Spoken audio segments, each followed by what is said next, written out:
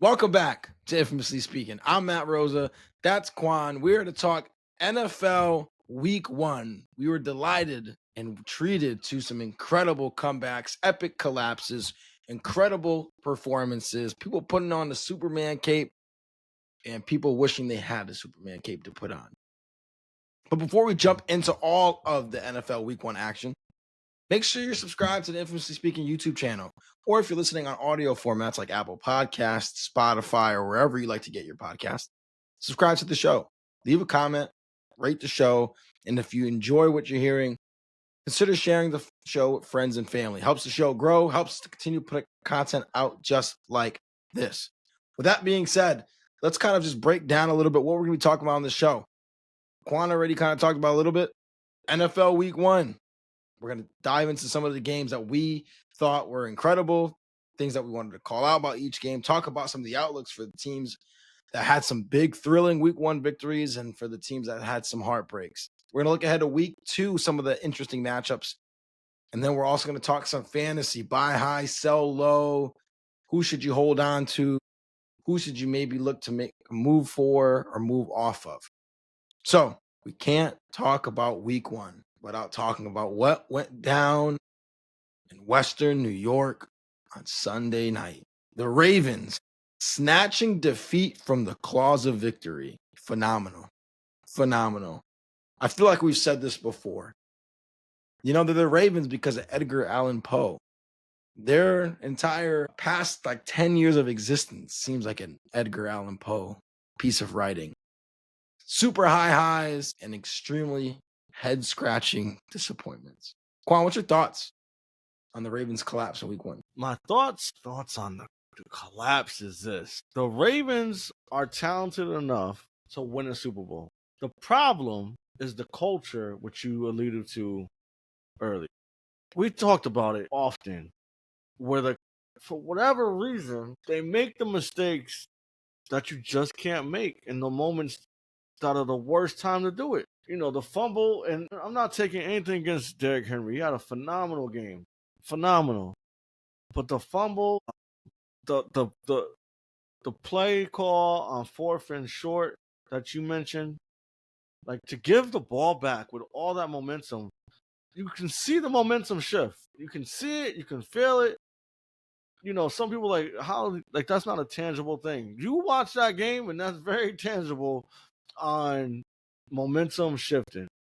Absolutely. And then the Ravens got a 4th and short with one of the best playmakers in the game, and they give the ball back to one of the other best playmakers in the game with Josh Allen.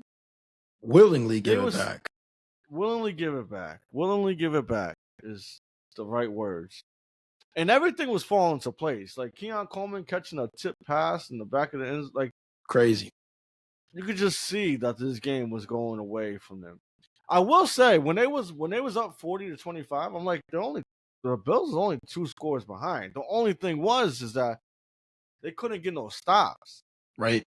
So it seemed like it was the margin of the deficit was larger than what it was, but it really was a 2-score game, and you see what happened. What I took away most from that game, if I'm being completely honest, is I was just fucking excited that the NFL is back, because those are the games that I personally enjoy and I live for watching, because it's like any given Sunday, anything can happen, and then they proved it with two very talented within the top 5 quarterbacks going head to head. In the top 3, we had 2 top 3 quarterbacks on display in this game. No. Absolutely. Who are you putting in top 3? And who are you taking now? Who? Are you kidding me? Drake May. Cut it out. No, not Drake May. Cut it out. Not Drake May. Jaden Daniels is definitely in the top 3 to me. You're just saying not yet. But yeah. That's what it is. He can't. He can't be. He can't. Why can't he? Why can't he? He's not an MVP. He's not an MVP. I mean, come on, guy. I get it. Offensive player of the year. Fantastic season. Got his team to the NFC Championship game just as far as Lamar and Josh have gotten their teams in their careers. And he did it in his first season. but we need more of a track record. And what I love most, which I don't want to jump away from this game, but that Giants front is real. And for JD to do what he did, He I'm played just gonna tip well. my hat and we can move forward. Yeah, no, he played well. He played well. My thoughts on this game. Well, first and foremost, we were both wrong on this game. We said Baltimore. We had Baltimore, and I was feeling good. I'm like, yep. I said Baltimore belt to ass, and look what's happening. Baltimore belt to ass. Buffalo's defense, shiest. Did not look good at all. Couldn't stop anybody. But then, like you said, it was only a 2-score game, but it felt larger than that because they weren't able to get any stops. So every time Buffalo would get anything going, Baltimore would just come back and answer them. So it's like, all right, yeah, it's only 2 scores, but it felt bigger than that. Pause. But like you said, you hit the Ravens take perfectly. This is who they are. This is who they are. And if they were to play Kansas City or Buffalo in the playoffs, which they're probably going to, I would not like them in that game, whether it's in Baltimore or wherever it is, because this is a cultural thing. In the Harbaugh era, they've lost 10 games in which they led by double digits in the fourth quarter. By far the most. By far the most. And it's not because they're not the more talented team. It's not because they don't have a great quarterback. Obviously, Lamar is top 3. It's because they just get tight in those situations, whether it's bad decision making, punting the ball away to Josh Allen. Yeah, I get it. You're on your own. I think they're on their 35 or their 40, right? And so if they give the ball back, they don't convert. Buffalo's already in field goal range. I get it. But is there anybody watching that game that felt, hey, if we punt the ball, Josh Allen's not going to win the game here? Yeah. Because I'm like, there's no way. I get it. They were debating on it on the broadcast. I'm like, there's no way. There's absolutely no way I willingly give the ball back. In fact, you might have been better off giving the ball there because they might play conservative. You might be able to stop them, force them to kick a field goal with time still left on the clock. Now you punt the ball away, they got to drive the field. They're taking up clock. You have no chance. And I get it. They were talking about Lamar. I think had some cramping or something was going on after that third down play, but Buffalo just took a timeout. You can go to the line. You can take a timeout, see if they can work it out. If not, give it to Derrick Henry. Make something happen. I'm not willingly giving Josh Allen the ball back. Like you said, at that point, Josh Allen had extra fuel. He had extra fuel. It was like game 6, Miami, 2012. All the fans started walking out. No. Yeah, that's exactly what it was. All the fans walked out and they wanted to get back into the stadium because, like, holy shit, something special's happening. Why would you do that? Why would guess you what? compare it to that? Something special happened. You're right, because Josh Allen hasn't won a championship and LeBron has. So maybe I shouldn't use that comparison. No, if anything, I thought he was going to compare Lamar Jackson cramping to when LeBron cramped against the Spurs, but I guess not. Baltimore, like you said, it's a cultural thing. It's whenever they get in these situations, it's tight. Whether it's bad decision making from a coaching perspective, not being able to make plays, or dumb decisions, dumb penalties, they always find themselves in these spots. And the great teams, even if you go, it's 50-50 in those situations. Cool. But it's not even 50-50 in those situations for the Ravens. And I'm curious how Ravens fans feel after that game. Yeah, I should ask. I had to be like, again. I mean, that's the only way I could walk away from it. I was like, again. It happened again. It happened again. This guy ripped your heart out. Terrible. But fantastic way to start the season. I will agree with you, though. I'm not worried about Baltimore at all in the regular season. I'm not concerned at all. I don't think this you see game what happened. impacts them. You see what happened last year when Started 0-2. Smacked Buffalo. And then, yep. And they lost in the playoffs. So maybe the roles reverse this time. All right, let's move on. Let's move on to another primetime game. The Monday night game. Vikings at Bears. First game in the Ben Johnson era. I know this pairing of Caleb and Ben Johnson got a lot of hype once the hiring happened throughout the offseason. Everybody's excited. And it started off really well. Touchdown drive. Quan, what happened? How did the Vikings make their way back into this game and eventually end up winning it? They let JJ play. First half looked a little spooky. It's not even October yet. But he only threw 8 passes. He's not even letting him get in rhythm.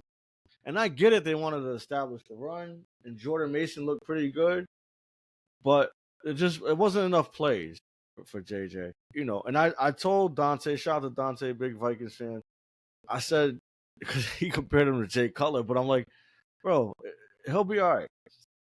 All the great ones threw pick sixes. Brady six, Rogers, Peyton. It happened. It's part of the game. What I was more focused on was how how he returned and how he was going to overcome that. What was his response? And he proved it. Like, he's a baller, man. He threw some throws that was like, this is why he's there. This is why they felt like he would be the number one guy, and also why they had him over Sam Darnold before the injury last year. Yeah, I mean, I can't say enough because it's the heart, right? He is, you know what it is? He's a Michigan alumni, right? Where they also had one of the greatest quarterbacks of all time come out of the greatest quarterback of all time. So maybe some of that just wore off on him and he picked up. Yeah, I would agree with you. That throw to Aaron Jones, so that touchdown throw was on the money. Frozen rope, and of Even course the that. one, even the one to Justin, Yes, lowing away from the defender, perfect right placement. across the middle, bullet. Randy Moss, I think it might have been with little Randy Moss too, because when he got on, I was watching ESPN. I can't stand Troy Aikman, Joe Buck. So hearing them, and then Randy Moss came onto the show, and that's when they started turning up. Which shout out to Eli and Payne because they brought that up. But those are funny guys. So I agree with you, right? It felt like second half, really like end of the third, training wheels were off. And that could have just been, hey, situation. This is what the situation demands. But I'm gonna give some credit to Kevin O'Connell because I think he's a really great coach. I mean, you gotta remember, he's a rookie pretty much. He's a rookie. This is his first NFL game, and go ahead and go into Soldier Field, division opponent, prime time game, and get the dub after having that horrendous first half is major. Chicago, there's a lot of positives in this game from Chicago. Their defense looked really good through three quarters. They did a hell of a job on Jettas throughout the game. They were really able to bottle up the running game for the most part until Jordan Mason started breaking some and gashing them later in the game. And I thought Caleb, there was some where you could tell there was some timing things not quite right or placement was a little bit off. But I think this is what we expected. You know, we talked about this a little bit earlier when we were talking about Caleb's projections on one of the fantasy shows, which is it's going to take time. This isn't an easy offense, right? Ben Johnson offenses, the installs are tough. And so it's going to take time for the offense to grow. So I wouldn't be super concerned. It just stings because it's a division opponent and it seemed like you had the game wrapped up. You're really shutting them down. And this flurry of offense came from Minnesota. But you got a flash of what could be possible. I think Roma Dunze had a really good game as well, which is exciting to see. I got to see a lot of him here living out here in Washington. So it's cool to see him kind of start the campaign, second season, starting it off pretty well. But yeah, overall, an exciting game. It was a snoozer, but ended up being the treat towards the end. No, for sure. For sure. You got a good call. You know what's funny is your boy Saquon and all three of them, Saquon, Eli, and Payne, was like, why is Minnesota calling a timeout? They was like, for Chicago to, either go for it or kick a field goal. They called a timeout, but they called the timeout so they can give them a chance to score, which they ultimately did, which was a huge play in the game, which you talked about, scoring that 3 before the half. Yep. And you know what I liked most about the game, if I'm being honest? Because I pay a lot of attention to like the intangibles or just little shit. So like Justin Jefferson was still pumping JJ up even after he wasn't doing well. And then the big score, he's like, let's go, like let's get it. Like that kind of thing. Major. It's a motivation. It's just a driver, right? You got your star receiver saying it's all right. Like I got you. Let's go get this win. Seeing stuff like that is what I really like in the game, like the nuances that people might overlook, because that does go a long way, and I'm sure that helped JJ's confidence while he's on the sideline waiting to get another opportunity. Absolutely. Absolutely. I mean, I think they were showing the video of the post game locker room, and Kevin O'Connell actually brought that up. It was like, even when that happened, even when the pick six happened, even when we were down, the team was still hyping them up. They were still encouraging them, which for a young player is huge. You know, you feel it's easy to feel like you just made a mistake that cost your team the game. I think Flacco actually talked about that because he was talking about their kicker. And he's like, it's easy to call out certain plays in the game. He's like, but all these plays, we run 60 plays a game. How do you know that the 10th play of the game that didn't hit didn't change the outcome of the game? Maybe I made a bad read. That's a great point. Maybe we didn't block the way we were supposed to. Maybe we had the wrong cut, being a receiver off page. So huge for young players to get the confidence up. I didn't even see that post-game locker room comment. I just seen what I saw on the sideline, what I'm paying attention to. Well, yeah, psychic. This guy's good. Can't help it. So let's move to another NFC North matchup that happened, because this was a game that I think a lot of people were interested in to see. Micah's first game as a Packer in Lambeau. What would Detroit's offense look like post Ben Johnson? Of course, Aiden Hutchinson returning to the lineup to bolster that defense. But this game, the final score was much closer than what the game felt like. And it wasn't even close, right? The final score was 27-13, but it was like a late last minute drive to your guy Tesla, right? To throw to Tesla. That brought the game to within 14 points. What's your biggest takeaway from this game? My biggest takeaway is I told you, be very cautious fantasy-wise drafting these players, because you're losing your offensive coordinator, who's literally a genius when it comes to drawing up the plays. And I get it. The OC there now has, he has some, like, he's been there for, 2 years, I believe it was? 2 or 3 years? But it's not the same, right? It's almost like the reversal where Ben Johnson's first time as a head coach. Kind of limit your expectations a little bit just because he hasn't been in that role. But that's my biggest takeaway. It's like, that makes a difference. It's not just the players. I get it. The players get coaching matters for the most part, but coaching definitely matters. In Green Bay, from what I got to see, because I had a little emergency, but they look great. And you know what makes them dangerous is that they spread the ball around. And I'm high on Matthew Golden, but if they want the best chance to win, realistically, it's being able to get everybody involved. Yes. Yeah, absolutely. I think so. Two things. One, from the Detroit side, I think you're right? We know coaching matters. Now, I'm not going to overreact to this game because the Packers acquired one of the best defensive players in the league. So that's one thing. And when he was on the field, it was limited snaps. And I don't have the stats in front of me. But the defensive production was drastically different. The Lions were actually able to do things when Michael was off the field versus when he was on the field. So that's one thing. I'm not super concerned about the Lions offense. I think they're going to figure it out.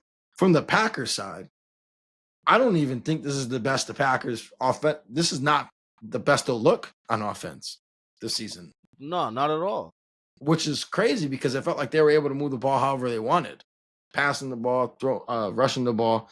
So Green Bay, and I know I said, man, I kind of like the Lions now, right? People are liking Green Bay, underdog story. And it's only week 1, so I'm not going to overreact. But Green Bay looked incredibly impressive. Super dominant, all phases of the game. And Matt LaFleur had his guys ready to roll. They look really good. Jordan Love was efficient too, which is something you always look for in Jordan. So, yeah. And like you said, I think he takes a step forward. Golden not really even super as involved, which that's only going to get better as the season. 16 yards on the money. I know because he was on my parlay. 2 targets. He didn't get many chances. He didn't get many chances. I seen he was banged up though. He was banged up, but he did practice today. This is a perfect segue into Thursday's night game, right? So Green Bay, my quarterback, JD, who you got and why? So this game, I like Green Bay strictly for the fact that it's in Lambeau. I think that's a massive home field advantage. Also, way balanced. Like if they can keep a balanced attack, that's the best way to win any kind of game. But especially against Washington, we don't really know what Washington's defense is going to look like because they played the Giants. They look good. Well, Washington's defense looked good. I was going to say they look good. Let's temper our expectations on what that is. Danger Russ was getting sacked left and right. What I will say, though, you would have thought Abdul Carter and them boys was on the other side of the field. What I will say, though, from Washington's perspective, shout out my guy Bill. Got in the end Bill zone. Was outside. Bill was outside. He cooked. Eckler still looks good, bro. For his age, He did. Still He looks still looks good. explosive. I'll just say I like Green Bay early in the season. Short You like week. Green Bay? I like No, Green Bay at home. I'm No travel. taking you. I can't. It's almost like how you are with Patrick Mahomes. I can't go against my guy. I Can't respect do it. it. I can't do it. Micah is a beast Beast. by all means, but And he was on a no. pitch count last game. JD is different, bro. He's just. I expected Daniels to look a little off, and I didn't see any of that. No, he looked fantastic. He looked But fantastic. yet, that front seven and the Giants, like I expected him to, you know, not be as efficient as he was. I know he didn't put up a lot of yards, but being able to make plays and roll out and get those rushing yards, So I get think that this about Jaden last week. He had a better passer rating under pressure than when there was no pressure. 102.9 passer rating under pressure versus a 97.4. Just for perspective, Jordan what's Love, that tell you? 147.5 passer rating when the pocket was clean versus 50 passer rating when he was under pressure. You I'm don't watch this gonna I bring that pressure. I don't think Green Bay wins because Jaden plays bad. I think Green Bay wins because balanced offense, defense does enough. I think Micah or or somebody because of Micah is going to have a great game breaking play, and the Lambeau home field advantage counts for something. So obviously, you said you're rolling with Washington. Is it just because Jaden, or do you think Washington has the edge somewhere here? They do have the edge. A quarterback, Well, yeah, most important position in the game. okay. I like Dan Quinn. I like Dan Quinn better than Matt LaFleur. Do you? Yeah, I do. I'm not Thursday night game should be close. Should be a good one. I think it's going to be close. Right now, the line's Green Bay minus 3.5. I almost like Washington in the points. I think it's a 3-point Washington's gonna game. win. You like Washington outright. I did see a nice parlay. I think it 21 was plus. Niners against New Orleans. Right, that's who they play. Yeah, Niners, New Orleans. Yeah. And then there was another game that was like that's an easy call. The only questionable call was Green Bay over Washington. But I can't do it. I can't do it. What tells you I can't do it. I can't do it. Yeah, no, you Keep it good. moving. We'll leave it at that. So that kicks off week 2. What a great way. Normally we get like I don't know what the right way to say Bullshit this. but Thursday game. Yeah, let's just It's like, bullshit I don't Thursday want to game. watch Titans Jags. No offense. I don't want to watch that. So now we got Dolphins, Commanders. Colts. Yeah, now we got damn, that show's bad. Commanders at Packers to kick off week 2. That's a treat. Let's talk about another week 2 game. Keeping it in the NFC North. Bears at Lions. Obviously, Ben Johnson coming back to Detroit. Games in Detroit. How do you think this game plays out? I think Detroit bounces back. Yeah, so do They're home. They're the better team, in my opinion. I agree. I think Ben Johnson will have a nice game plan. I think it'll be closer than what people probably think, especially because of the collapse against But I think the Lions is a better team, and they have to bounce back now. Yeah, I agree. I think they're gonna have a better time running the ball. That was one thing that they weren't really able to do against Green Bay at all. They struggled to run the ball. What I found interesting is Montgomery had more carries than Gibbs. Now Gibbs was active in the passing game. That's where he got all of his fantasy money from. But I think they're gonna have a better time being able to run the ball. We saw what Mason was able to do later in the game. I think they lean on that.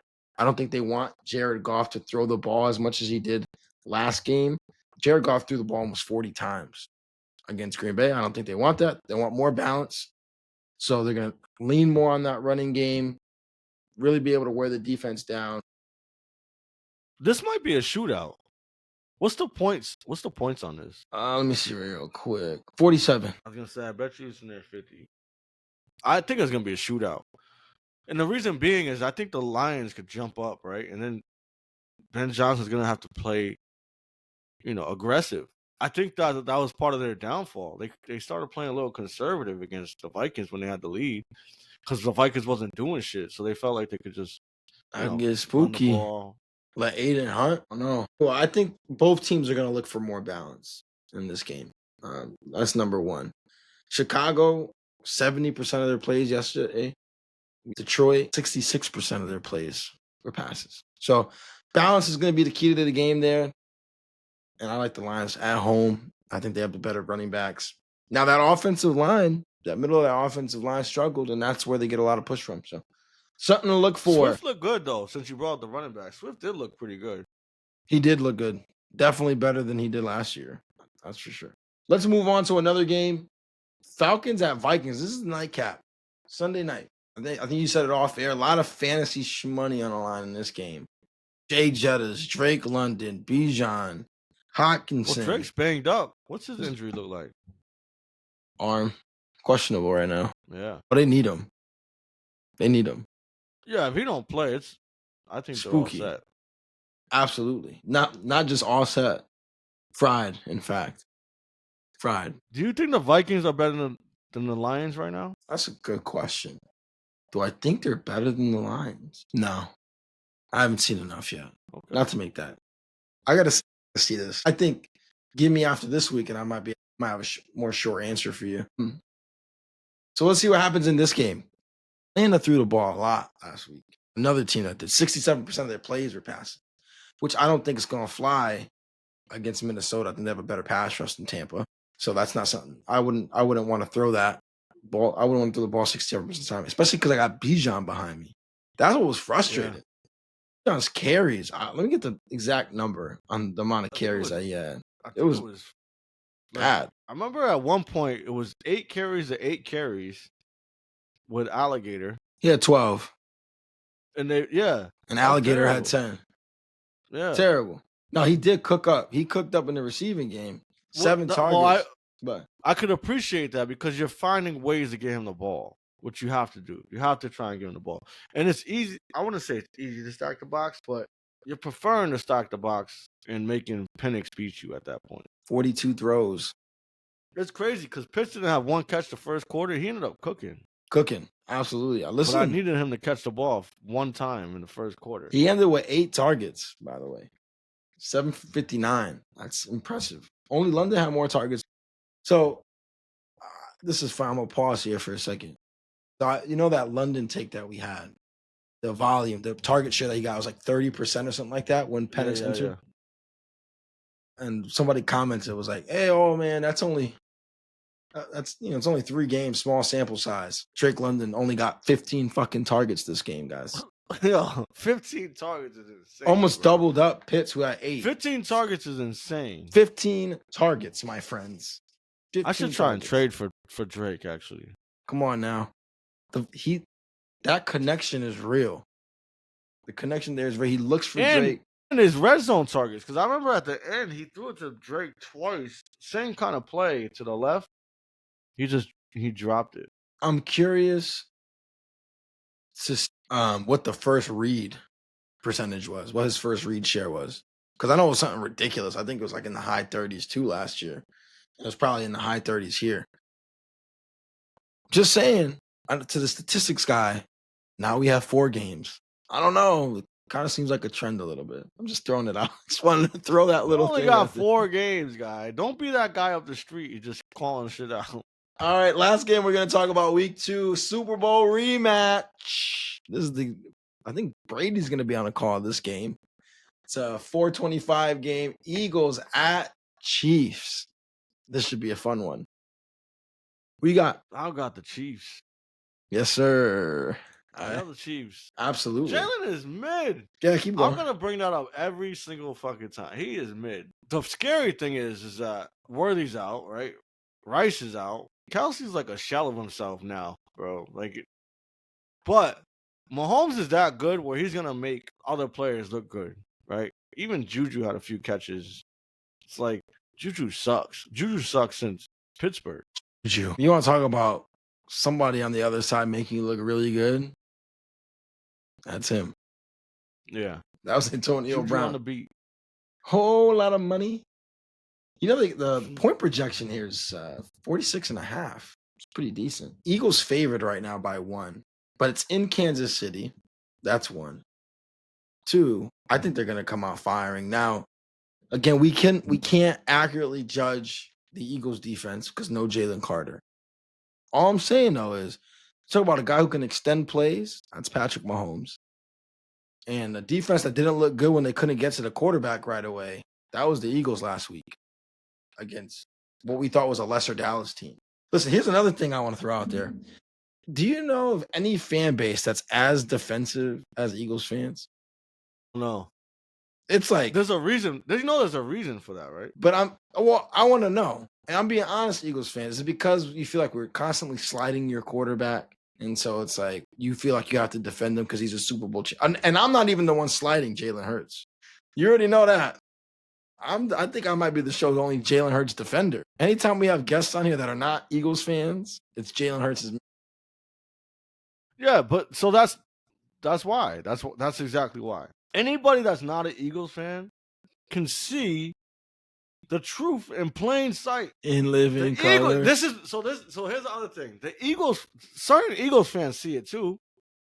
They're just in denial because he brought them a championship, which he did. I'll give Jalen credit for that. He balled out in the Super Bowl. That's fair. But they're in denial.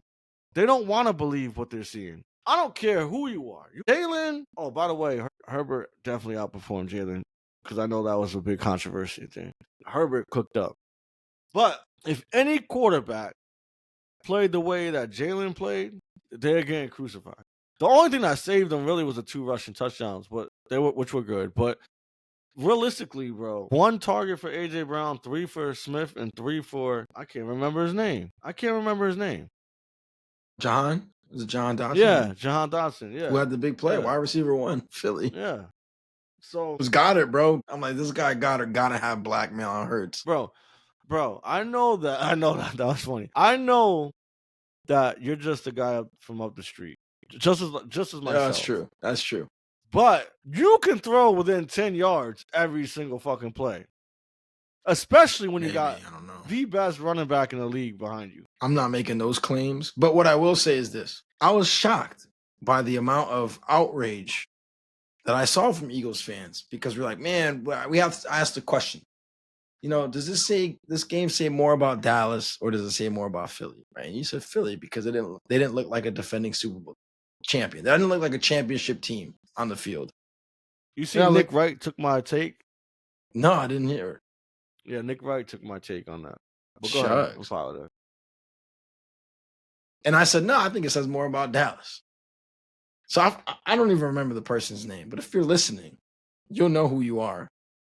Where you're like, oh, you can't judge him because, because this guy didn't play. No, I can't remember his name. Jalen Carter. Like, if Jalen Carter plays, it's different. I was like, okay. I was like, well, if we're playing the if game, if CeeDee Lamb catches the balls that he normally catches, the game could be different. He's like, no, we're not gonna play the if game because they won the game. I was like, but you're playing the if game. Why are you getting so defensive? You won the game, my guy. Yeah, they're defensive. I don't get it. Y'all can have opinions. You can have opinions. Just like we have opinions. We don't get defensive over the opinions that we have. All right, you feel differently, you feel differently. But come on now. Listen, I don't even think your quarterback's mid. I value quarterbacks who just get the job done. I do. Listen, I rooted for a guy, quarterback, who just got the job done a lot. And guess what? He won 2 Super Bowls. I'm cool. I get y'all. I get it. But don't get so offended if somebody has a take about your team that's different than how you feel. I don't get it. Yeah, it's starting to get to that point. It's sensitive. It's sensitivity. I guarantee you people are going to call us stupid because we both like Kansas City in this game. Yo, you know what? They reminded me of how I played Call of Duty with my sensitivity all the way up. Like, that's what I'm thinking about. Like, they're spinning in circles super fast, wondering what's going on. Also, just to throw it out, because they're talking about pressure, right? Jalen Carter. Mahomes last week was under pressure a lot. Passer rating of 129 while under pressure last week. Just throwing that out there. So I like it. I like the Chiefs in this game, guys. At home, lost week 1 in a game that they probably felt like they should have won. I think they're going to be just fine. And it's okay, Philly, if you drop to 1-1. Giants suck. Y'all say the Cowboys suck. Are you guys scared of the Commanders? Is that what it is? Are they scared? Are they scared of the Commanders? Scared of the Commanders. We gotta chill before all Philly cancels the show. We want y'all to still listen. I just need to know. I fuck with Philly too. I fuck with Philly, but just what is it? What is it? Someone speak up. Norm. Who else is there? Who else? Oh, Gmo, the biggest one. And the arguments is funny. I love their arguments. Because it's repetitive bullshit. It's just like, bro, what are you talking about right now? Oh, he's a Super Bowl MVP. He's great. Don't go that route, because then I'm gonna start naming people that's not great Super Bowl MVPs, and then you're like, it's different. I think another thing is too is I get it. I'm in that camp, man. Eli won 2 Super Bowl MVPs. I don't give a shit. No one can tell me he's not great. I witnessed it with my own eyes. But then, I mean, you go back. I mean, history exists. Unfortunately, for some people, you have super Eli high was not highs. great, by the way. Eli was not great. Eli's. You want to talk about big game quarterback? I'm just throwing it out there. You want to talk about big game quarterback? Anyways, Philly. Got love for y'all. I just need to know: is it strictly a quarterback thing? Do y'all feel like you're constantly kind of counted out, underdogs? We both picked Philly to win week 1 too. I'm just throwing it out there. It's not like we're like, yeah, fuck Philly. Dallas is winning. Like I'm not gonna See, pick that's the against thing Philly too. And every then season. you know what the worst is? They're like, oh, you're hating. I'm not hating. And Gmo brings up, like, I was rooting for the Eagles, the Super Bowl they lost against the Chiefs, Yep. because I was. And I wanted them to win last year. I think really everybody did. wanted them to win. Because I wanted to dead the whole Mahomes Brady thing. The three-peat would help. It definitely would have helped. But it's not hating when I'm just telling you what I see. I see a mediocre quarterback managing a game and getting wins. He makes plays, That's man. what I see. He makes plays that lead to winning, and that's why I like him. Is he the best passer? No. Is he the best running quarterback? What did you say? No. What tier did he fall in after that game? Last game, he pissed me off. He was tier 32 because he kept throwing it to Goddard, bro. I was pissed. Anyways, I'm off that. Tier 32 is not. I'm off that. Let's talk about fantasy actually. Okay, you're acting like a Philly fan now. Yeah, I was heated. Anyways, so we had some awesome fantasy performances in week 1. We talked about Bijan. We talked about Pitts, who had a little bit of a resurgence. But I want to give you some flowers on the show here because there's a lot of people that just said, like you mentioned, we're just some regular guys from up the street. Don't really know anything about fantasy football. But there was a couple. Funny shit is, real quick, because I just thought about this. Can you give the audience some context of what you're talking about in case they missed that? Oh, yeah, for sure. So, posted a video. I think those are running back tiers videos, which did pretty well, actually. So shout out to everybody who tuned into that. And somebody just commented, was like, man, y'all got to get your shit together. These guys are just two regular ass dudes who like their neighbors up the street who don't know anything more about it fantasy than anyone else. That's fair. So here's the funny shit. That's fair. I would say the average fantasy football player is the guy from up the street. What are we talking about? We didn't make the league. Mm-hmm. Either they're 99.8% of the other people that's probably playing fantasy. Absolutely. Are you saying that they're fantasy? That's what fantasy football is. Literally just us coming together talking about football. Anyways. Thanks for pointing out the obvious. He's like me with Hurts. All right, I'm out. So there was a couple players that I wanted to call out that had some decent or pretty good weeks that you highlighted on the show. First one being Ricky Pearsall had a very, very good game against the Seattle Seahawks. Clearly is going to be the number one there, especially because of Kittle's injury now. He should see even more volume. Now, I know that their backup tight end, and his name's escaping me right now, he got some looks, but the ball's going to be going to Pearsall more than not. He's in an own target share over there. Or McCaffrey, he's in a battle with McCaffrey. Yeah, I think naturally the Titans going to get some looks just because that's how they, that's part of their game plan, using Kittle so much. Yeah, man, Ricky Pearsall, I seen that coming a mile away. They was already using him at the end of last season like Debo. And we seen what Debo was able to do in that offense and produce. I was actually surprised at the many touches McCaffrey got, especially because he missed practice with his calf feeling sore before the game. 10 targets for C-Mac. Yeah. Well, again, that's another player. Shout out to you. You said tier 1. A lot of people were a little skittish on McCaffrey because of injury history. And you said, yeah, if he's there, mid, late to late round 1, you're taking him. Oh. Yeah, we almost got him in another league in the second round. Remember, he was getting all excited, and he went right before that. But you know why I believed in McCaffrey? Because if I can do it with my sore calves after working out so much, and I'm using regular compression boots, no, you can only imagine how his recovery is going. So he's all right. Listen to He'll this be all guy. right. Let's move to another player who, again, credit to you, super high on Emeka Ibuka. Second in the team in targets with 67 yards, the 2 big touchdowns. And he called a shot at the end of the game. Running the post, get me the ball. Yeah, he's a baller. He's a baller. I don't, you know, I think that was an easy one to call, especially with Godwin being out and the way he played in preseason. So, I mean, I felt like that was an easy call, and came to fruition. Obviously, he had a big game. Let's move to Cincinnati at Cleveland. Now, this is one that I know you were high on. Dylan Sampson, who, by the way, everybody, led all players in this game in fantasy points. That's right. More points than Joe Burrow, more points than Jamar Chase, more points than T. Higgins, more points than Chase Brown. Dylan Sampson, Yes, 17.3 points, and a yes, lot of it in the receiving game, which we love, especially for running backs, because they're getting involved. That's absolutely, free money with the reception, and then you do anything after the catch with it. That's more money. absolutely. I loved picking him up in the majority of my leagues, and I was able to do that really because I went so heavy with receiver as we went over. Right, I would go a top tier receiver.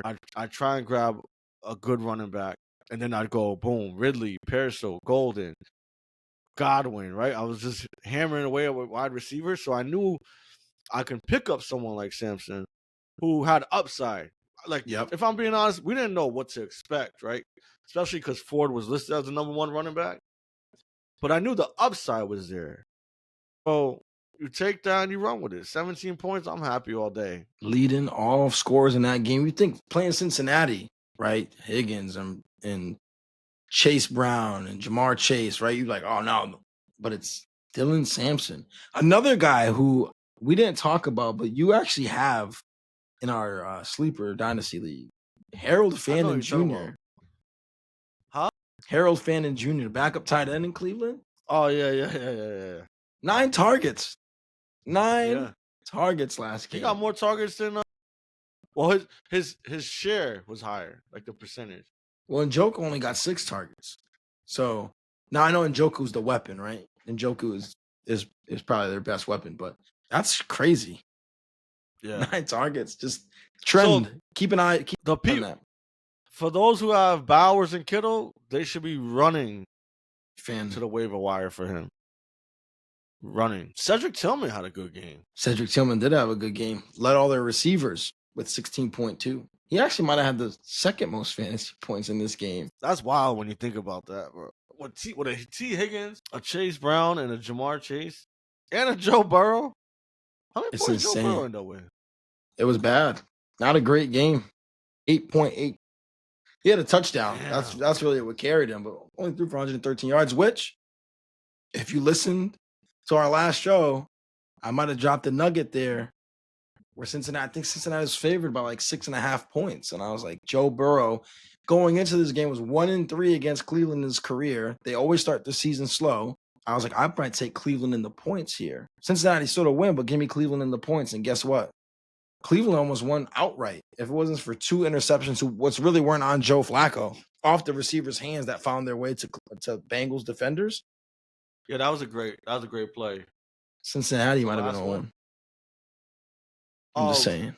and Garrett was a fucking savage, bro. Savage, bro. Savage. He almost To had 3 think that straight plays with sacks. I know. Wild. I thought the Micah situation was going to play out just like Garrett's, right? Request a trade, get a payday. But I should have known Jerry Jones is just too stubborn for that. Oh yeah, and they said like if they signed Parsons, it was like 3 players over 50% of your cap is crazy. It was the Dak contract that was not so great. CD1 made 100% sense. I mean, look at CD. He was phenomenal, minus the drops. And then, I mean, we know what Micah is. There is one game still that we didn't talk about that I think maybe, and again, it's only week 1. But we can't talk about where we were right. And this was mainly me, so I'm going to take the heat on this one and not talk about where we were wrong, at least initially. I was down, very down on Justin Fields. extremely down on Justin Fields. And because I'm like, they're just going to run the ball. That's all they're going to do. They're going to run the ball. He looked phenomenal against Pittsburgh, throwing the ball. And Pittsburgh defense ain't nothing to like. I mean, they got Jalen Ramsey over there. Minka Fitzpatrick. No, sorry. They traded Minka for him. Why? Joey Porter on the other side. Who was hurt? I'm not sure. I think he left like second and third quarter. I'm not sure if he came back. I don't remember off the top of my head. But he looked great. 16 to 22, 218. He had that awesome throw to Garrett for the touchdown. Yeah. And honestly, had the Jets driving, but it was credit to Jalen Ramsey for absolutely lighting up Garrett Wilson to make him drop that ball. They were driving to potentially win the game. Phenomenal So play. I was down on Justin, and another Jets player I was down on was Brees, and Brees had a phenomenal game. Brees had a phenomenal game and outpaced. Yeah, he did. Outpaced all the other running backs. I'm not considering Justin Fields a running back. And carries. So 19, Braylon Allen only had 6. Yeah. So that's great volume for him. And I think in the receiving game, he was also targeted the most out of any running back. So 4 targets there. So I'm gonna be honest, where I was wrong. I was wrong. So week 1. Fields looked terrible throwing the ball, but he always has that fantasy upside because the way he runs the ball. And then, you know what I liked about it is it looked like he was playing loose, like, running around, almost like backyard football. Absolutely. And that's kind of like where you want Fields at because he can obviously make plays happen. Absolutely. And I'm wondering, because of the Justin Fields thing, I know Garrett Wilson was going later in some drafts. No, that connection looks real. And shout out to you because you did call that. Like, them coming back together, old college teammates. I mean, I 9 like targets, give each other confidence. Yeah, 7 receptions, 95 yards on that, and a touchdown. He's gonna get the looks. You know that chemistry is already there. But let's talk about one more Ohio State receiver, and that's your guy, Maserati Marv. And he had a pretty good day against New Orleans down in the Big Easy. He had that big 45-yard catch. Really, the touchdown really helped his day, of course, fantasy-wise. But this is just the first of many better performances this season, I believe, for Marv. But starting this way is definitely encouraging. It was only outpaced in targets by Trey McBride, who we know that's Trey McBride's game is volume. But positive start to this season for Marv. Yeah, I seen a stat. It was like his catch rate or something was off the charts. It was number 1 from what I saw. Like I said, you had the take you did on Marv for that short. I'm so happy that it came out on the Sunday before the season started. Because had it not, I probably would have missed out on him in a few different leagues. Because your take on that was on point. It's like, what are you missing? What are people missing that he's not a number 1 wide receiver? And it's because, in my personal opinion, he was overshadowed by the other great performances by other rookies with like Neighbors and McConkey and Brian Thomas. But we know the talent is there. We've seen it. It's really just about, like you said, it was Kyler. But I think what Kyler gives us the opportunities, and when Kyler was talking about, they worked on their connection in the summer, it's like, I'll take that risk, and it paid off. He was actually the highest scorer in my main league, and he got me the victory. 0.10, 571 and a TD, which you're going to take all day. But what's really encouraging, like you said, is the catch rate. You just get the ball in his vicinity, he's going to catch the ball, right? Yeah. Which is always positive. But the yards per target, almost 12. Yards per reception, 14. So he's getting you like 2 points minimum per target. Yeah. And which is funny because you talked about it, like, the amount of passes that was thrown his way that wasn't even catchable. If you remove those, leads the league. He's by a lot. He's elite. By like 5%, he would have 86% or 85.7% catch rate, which would have been number 1 by almost 5% over Puka, who was number. So since we're talking about the Cardinals, someone else I thought highly of. Yes. Well, higher than the consensus is Trey Benson. They talked about implementing him in the offense more. And like I said, I don't see Connor lasting 16 games. Or at least playing 16 games. I just don't see it. He had a breakout run. I think Benson finished in the top 10 as far as rushing yards not fantasy point, but rushing yards for running backs was at 69, if I'm not mistaken. But Yep. Right on the money. that's another running back I felt comfortable taking late and just loading up on wide receivers. So now I got Sampson, I got Benson, along with Marvin Harrison, Ricky Pearsall. And I want to talk about this guy because I'm telling people right now, don't panic in Matthew Golden. Good Don't call out. panic. They look great. Packers look great. They spread the ball. And like I said, they need to do that to have success. So you want them to follow that. But Matthew Golden is the real deal. And when he gets his opportunities, you'll be fine. The thing is, we just don't know when yet, but it's going to happen. He's too good of a wide receiver. Yeah, but he was a He's too receiver good. that when we were doing a little player profile for him, he was a receiver that you weren't drafting to play right away unless you were in deeper leagues. Yes, You were correct, drafting to, correct, all right, I'm going to stash because I know he's going to be good later in the season. correct. So one last note on Trey Benson because I think it was a great call out by you. Connor only had 4 more carries than him, and the only difference between the fantasy points they scored was that Connor had the touchdown. You take away Yep. the touchdown Connor had, Trey Benson actually scores a little bit more than he does in fantasy. So Trey Benson, definitely a name to watch, and you called that out. So to wrap the show, I think we should do a little. I want to go over this article that I saw. Again, all the stats that we've been providing on the show come from PFF unless we've stated otherwise. But they put out an article, Fantasy Football Week 2, 5 waiver wire targets, 5 people to drop, 5 to buy low, and 5 to sell high. Before I go over this, is there anybody? And I feel like we're talking about week 1. It's a little too early to be throwing out buying high, selling low just yet, in my opinion. Unless somebody had something because somebody was hurt and they're coming back. Is there any player on your mind right now where you're either trying to buy low or sell high after week 1? That's already on the team or the waiver wire?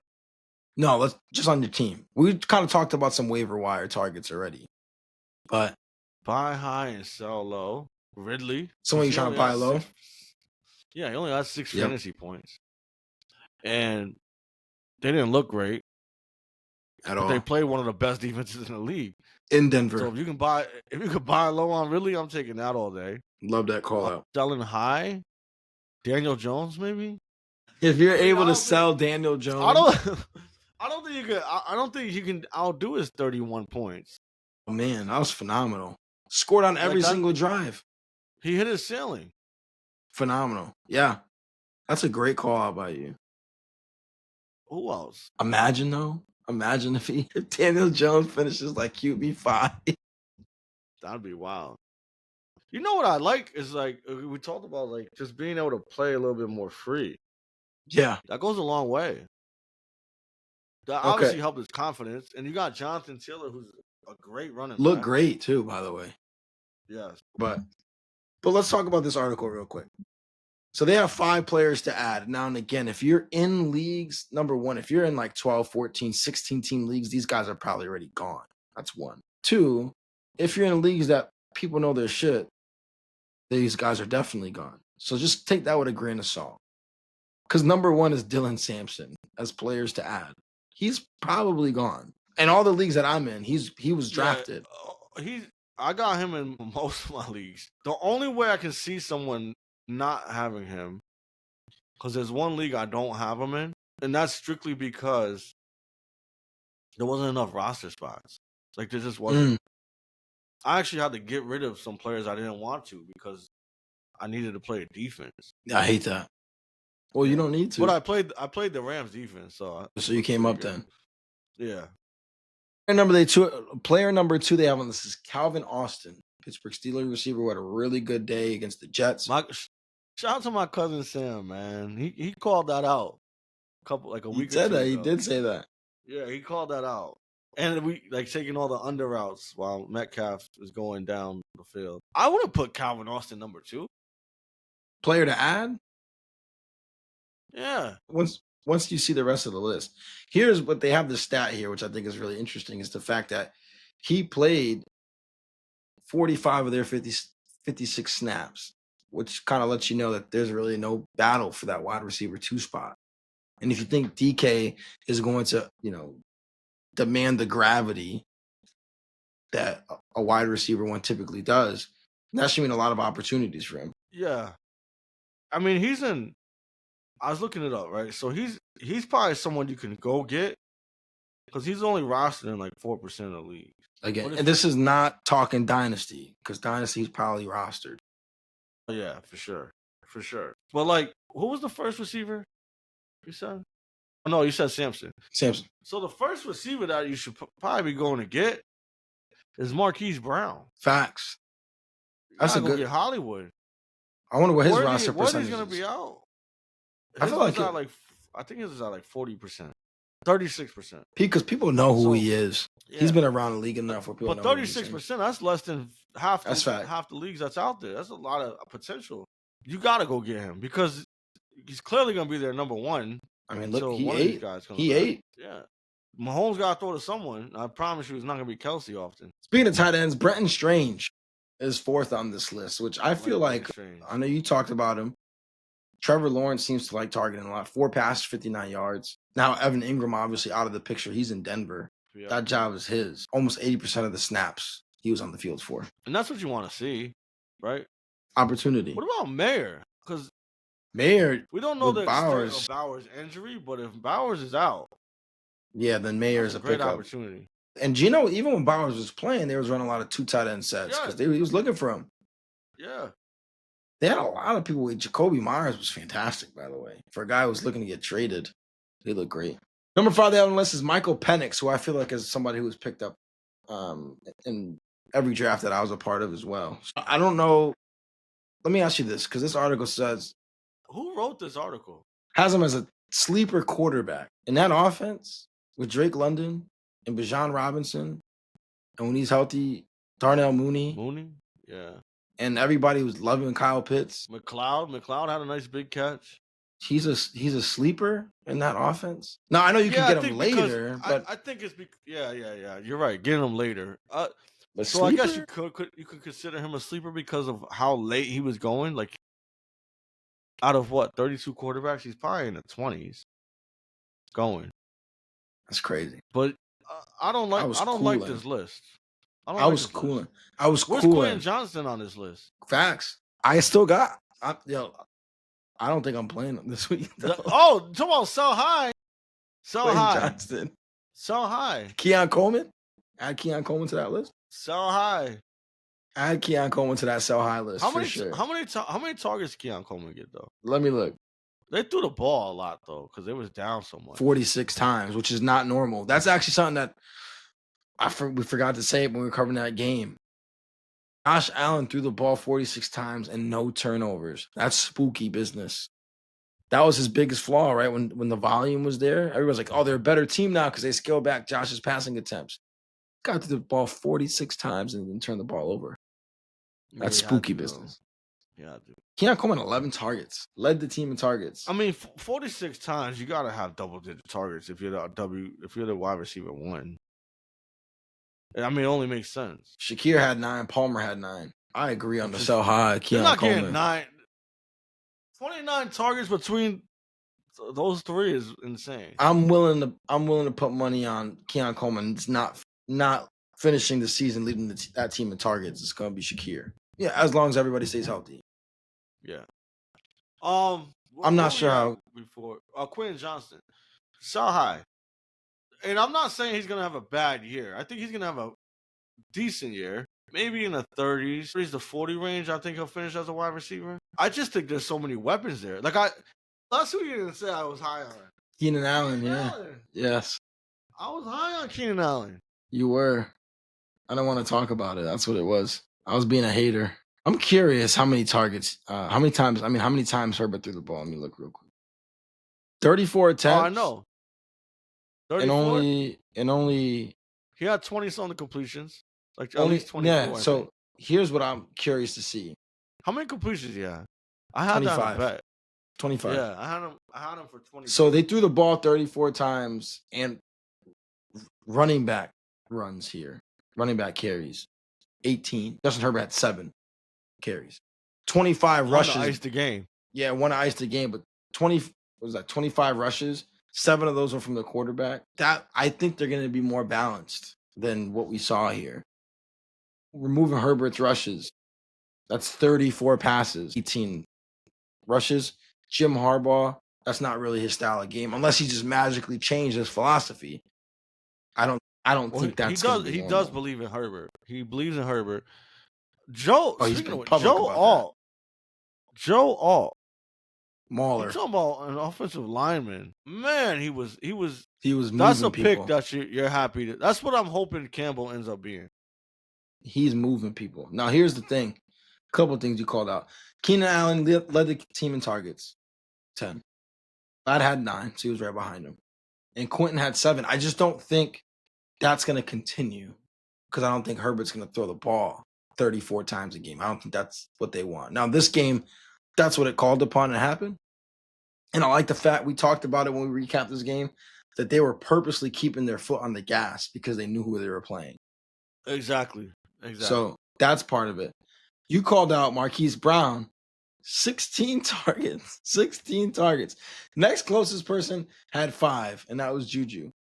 So, yes, Mahomes Yo, is I going to be bet you looking for 16 Hollywood. targets is probably the highest in the league. Yeah, because I think Drake had 15. 16 might have been the You highest. could probably. I could look that up real quick. I bet you that's the highest in the week out of week 1. While you're doing that, quickly go through the players to cut notice in this article. Tank Bigsby, because he just got traded to Philly. I'm fine with that. Ollie Gordon is another one. I know people were super high on him. I like Ollie. Only saw 25% of it. the snaps. I don't think he's. Huh? I think in deeper leagues he's not a cut. So again, it depends on your league. Leaguette from the Panthers. Tet clearly was the number 1 there by far. Aiden Higgins they have on this list, and again, I don't like that. He's a rookie. One thing that I found interesting though, he only played 27 of the 63 snaps, which was the second least by any receiver for Who's Houston that? last week. Higgins. Hutchinson and Watson both got more snaps than him.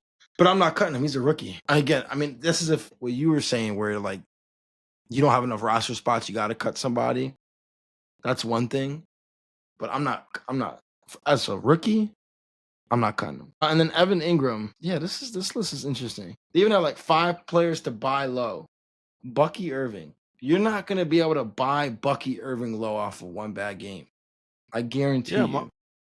So I know. So Marquise led with 16, then Drake with 15, CD, Chris Olave, Malik Neighbors, and JSN with 13. Yeah. You know who cooked with only 11 was Puka. Puka cooked.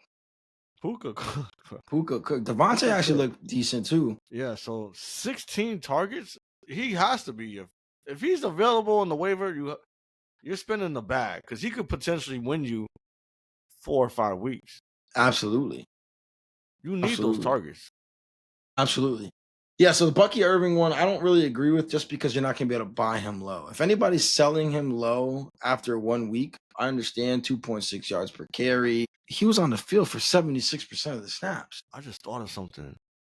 Would you do this? Because I'm thinking about my main league. Would you trade Justin Jefferson for Bucky Irving and Matthew Golden? Depends how. Now, mind you, so the running backs on that team, I have Achane. Oh, then yes. And Swift. That league, yes. And your receiver position stacked. I got Marvin Harrison, Pearsall, Ridley. Yeah. Now Golden, Godwin when he comes back, and then I'll be better at running back just in case Achane gets hurt or someone gets hurt, God forbid. I still have Bucky there. Your situation, in your situation, I'd make the trade. Yeah, I'm gonna offer that. Like I said, Bucky was on the field 76% of the snaps. I just said it. You're not going to be able to sell low. You're not going to be able to sell low. I mean, it's just. Well, sorry, I'm not buying low. You're not going to be able to buy. Jay Jettas. That's what I'm saying. You're not going to be able to buy low on Bucky Irving. That's why I don't necessarily agree with this. Anybody selling low, unless you want to have an uncompetitive league, you should probably look at replacing them. You're not going to sell somebody low like Bucky Irving after 1 week. Replacing who? The guy that owns them? I don't know. Just get them out. Let's take it on this list. This one I agree a little bit more on. Well, I don't know. No, I thought this was to sell high. This is buy low. James Conner. I'm not sure how much I'm looking to buy James Conner. I'm not. So I could have picked Conner up in a couple of these leagues where I'm not stacked at running back, but I felt way more comfortable taking a Pearsall around Conner. Yep. And it's already paying off. Yep. But again, that's because I believe in Benson. I agree. No, but And I like Connor. if I could buy low, he's RB. I mean, What's a buy low though? depends on how Give low me we're a talking. player. Give me a player. Dempson? Nah, too much upside there. Addison? Addison I actually See, like that's Addison. hard. That's tough to say too because you don't know how your Yeah, roster is what? designed. Yeah, they have here Cam Scatterable, number 3. Yo, that run though. Angry. He runs Yo, angry.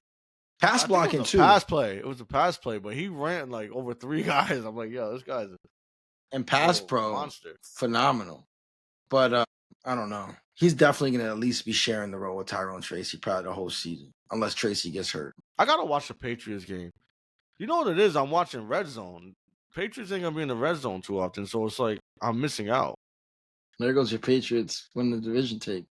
Damn, I might have to buy you a jersey at the end of this year. It's Fourth crazy. on this list is Josh Downs. I've consistently been a fan of Josh Downs, especially when anybody but Anthony Richardson plays quarterback. But this week, Tyler Warren and Michael Pittman dominated the looks. So it's going to be interesting to see what that route, I mean, not that route, what that share is going to look like when things start to even out. I'm not sure. And again, this is tough. It's about like, who would I give up for him? Like the only place I would play Downs is in a flex spot. And it's like, it's a decision flex, right? It's not like you're firm in my flex. It's a decision flex. Like, who else do I have to play? You're almost like matchup. Right. That's exactly what it is. It is Anthony Richardson playing today.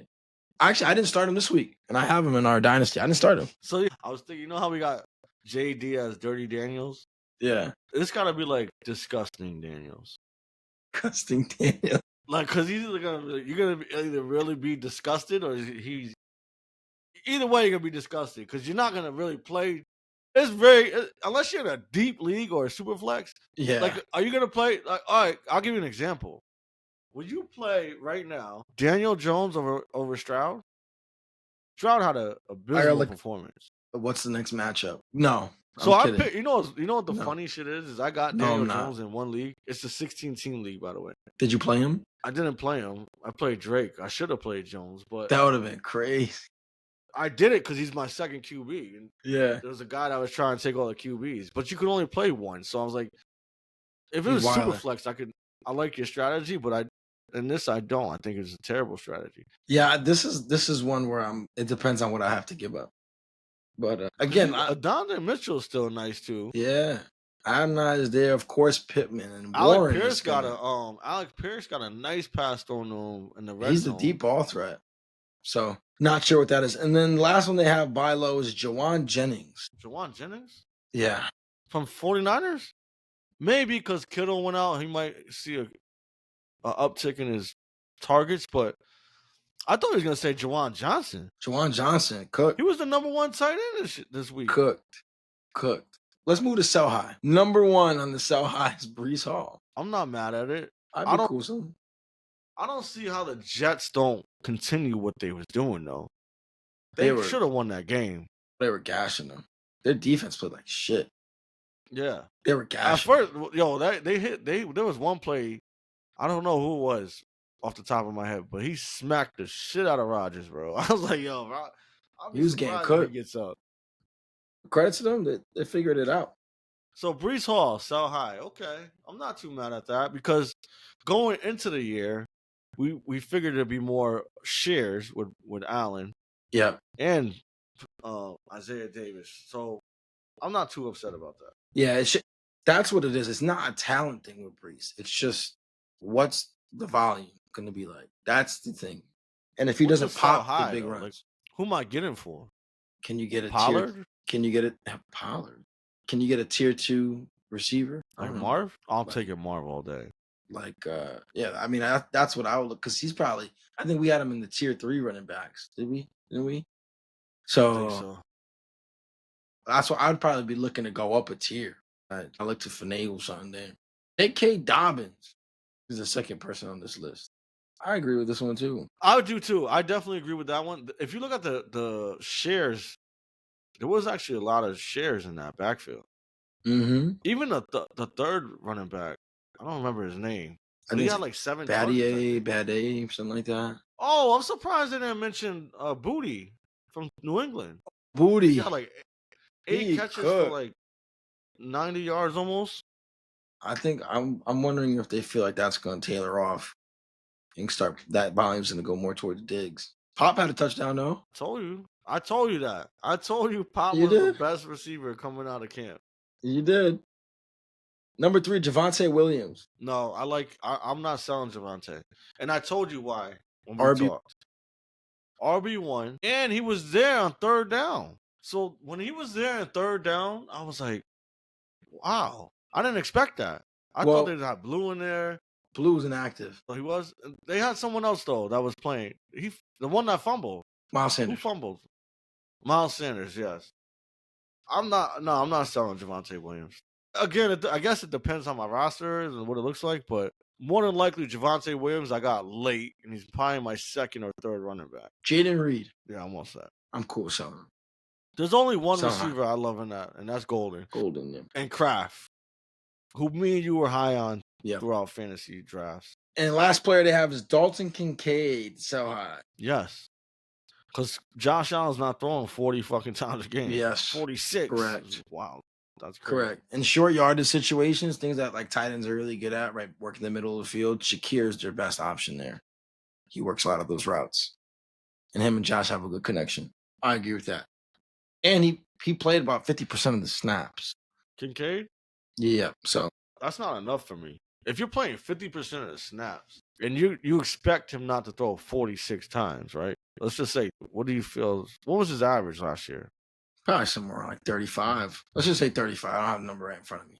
35, 50% of the snaps, 16. So 16. Well, that's just passing, right? 50% of the snaps including running. So, yeah, the math ain't mathing for me. Yeah, what's the target share looking like there? I'm off that. I'm off that. Well, that's that. That's the end of that article. I think you added some good people to the list of sell highs. Keon Coleman, Quentin Johnson, 2 players you'd be looking to sell high. The buy lows ones are tough. I'm not buying AJ but Ridley, Brown, by the way. Ridley. Definitely Listen, Ridley.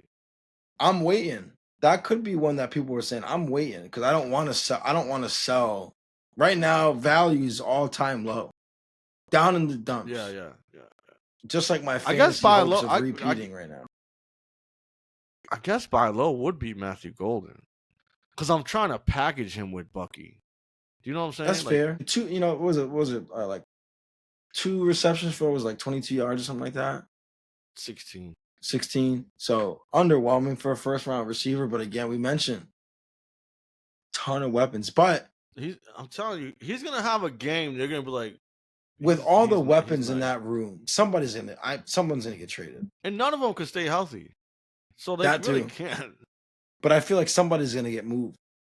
Or you have too many weapons. Dobbs and Watson and Reed, who all have had their injury issues. Kraft and Golden. They also spent a 3rd round pick on another receiver whose name is escaping me right now. They got a ton of talent in that room. And if anybody gets traded, you know for sure it's not getting traded. And that's Matthew Golden. Yeah, absolutely. Man, what a great show. Recap week 1. Talked a little week 2. Talked a little bit of fantasy. Here we are. We'll be back again next week doing the same exact thing. Anyways, if y'all made it this far in the episode, appreciate y'all for tuning in. Quick reminder, hit the subscribe button. Share the show with friends and family. Shout out to everybody watching. The people commenting on TikTok. Hopefully you don't take too much offense, especially you Eagles fans out there. Yeah. Don't get sensitive. The world is not against you. It's not Philly versus the world. It's just 2 regular-ass dudes from up the street who don't know anything about football giving an opinion. That's all it is. That's it.